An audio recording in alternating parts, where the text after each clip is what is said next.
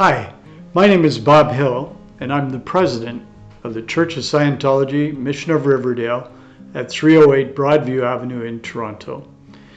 Today, I'm going to do a Sunday service with you, and I'm going to do it on something called the hope of man. Now, my idea of doing this was simply because there's been a lot going on in the world, and it can seem somewhat unstable. And this, I hope, will give you some stability and give you a little bit of insight so you can take a look at things from a different view. So here we go. The basic hope of man, as it appears today in Scientology, is thousands of years old.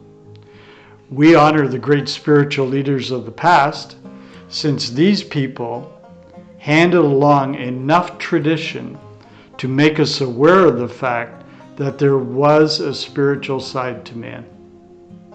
These great spiritual leaders have been hanged, reviled, misinterpreted, badly quoted, have not been at all comprehended, but nevertheless, they are the hands through which a torch has been handed through the centuries so that we could culminate with a greater ability for man and some hope for his future.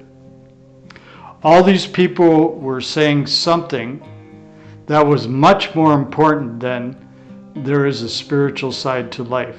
They were saying there is hope. They can come to you and they can tell you that all is lost and that you are dead, you are trapped, and that there's no hope for you. They can come to you and say this, but this is not true. There is hope. You do go on living. This life is not all there is. There is some future life in which you can do better, succeed more worthily than you have. That is all these men said. Whatever trappings have been hung upon these words, we don't care. Whatever technology that has certainly been lost. Nevertheless, they did hand on this message to man. They said, there is hope, you can be better. This life is not all there is, and somehow or another, it is all going to come out all right in the end. Without that hope, man can hardly have survived this far down the track. These people handed on a torch of wisdom, of information, generation to generation. These men were great spiritual leaders because they gave to man on down through the years the hope that life could go on, that there was a spiritual side to existence, that the business of barter and gain was not all there was to life. Today we are sitting in a materialistic society which almost vilifies anybody who speaks of the fact that you don't die right away, and when you're dead, you're dead. Right on down to this time, we are indebted to these men that gave us the data that there was hope.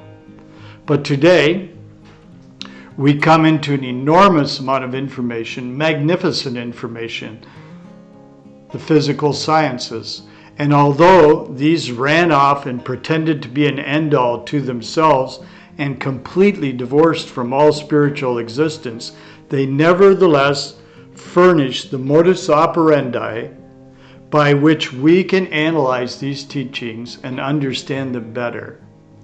And out of this analysis and understanding, we actually achieved a great deal.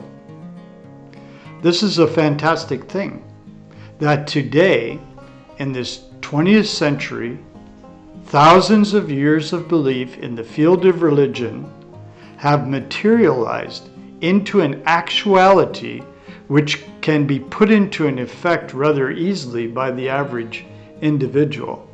The average individual meaning you and you and you, all you guys sitting out there. We have brought at last this material into the category of practical.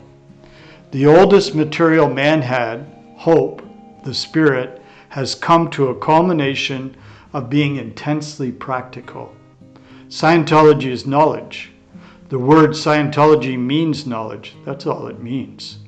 Skio means knowing in the fullest sense of the word. Many people believe this is named after science. No, it's skio, knowing in the fullest sense of the word. Studying how to know in the fullest sense of the word. But this is the same word as Dharma, which means knowledge. Tao, which means the way of knowledge. Buddhism, which means the way to spiritual knowledge. It's an old word, a very old word. It happens to contain within it today possibly the bulk of what is knowable in terms of theory that is immediately knowable to anyone, anywhere. Anyone can get this knowledge, understand it fully, and duplicate it. I mean anyone. So if you're sitting there and you're thinking, God, I can never know this, or I can never understand this, you can. That's the beauty of Scientology.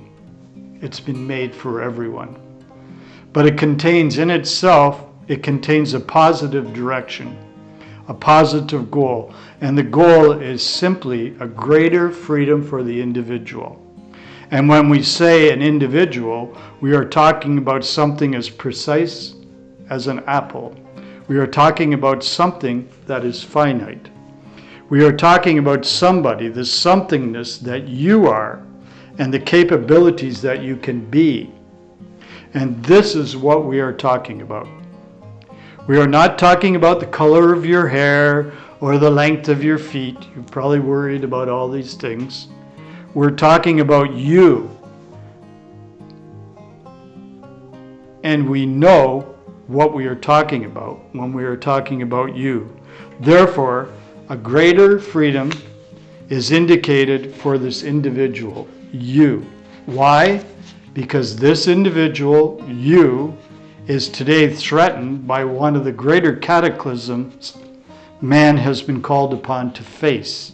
He is threatened by a lot of bodies running around, evidently on total automatic, doing and planning interesting things for the demise of the race. You may have noticed that. If we understand what we know, we can go a long way in assisting or mitigating the effect and onslaught on a society of weapons which exceed the imagination of any of us in their destructive power, and which are going to cause on every hand a decline on the state of man unless some of us know what we are talking about. And fortunately, right now, we do know what we are talking about. It will depend on us to a very large degree whether man will become an animal in earnest or will continue to be a spiritual being. Because man is today threatened by men who have become animals and who have no thought of any other thing than this. This work does not represent a revolt. It doesn't even vaguely represent a desire for the demise of any of these things. All it represents is the hope that man can again find his own feet, can find himself in a can find himself out of a very confused mechanistic society and can recover to himself some of the happiness, some of the sincerity, and some of the love and kindness with which he was created. If man can do this, and if we can help in any way to accomplish this, then all the years of our lives will have been well paid for, and none of us will have lived in vain. And that's today's service. So there is hope. You are a spiritual being. You are alive. You breathe. You do things. You create things. You're not to be crushed down to some small, little, tiny, insignificant object or solid thing. You are you. You are important. You are valuable. Find out more about this through the teachings of Scientology.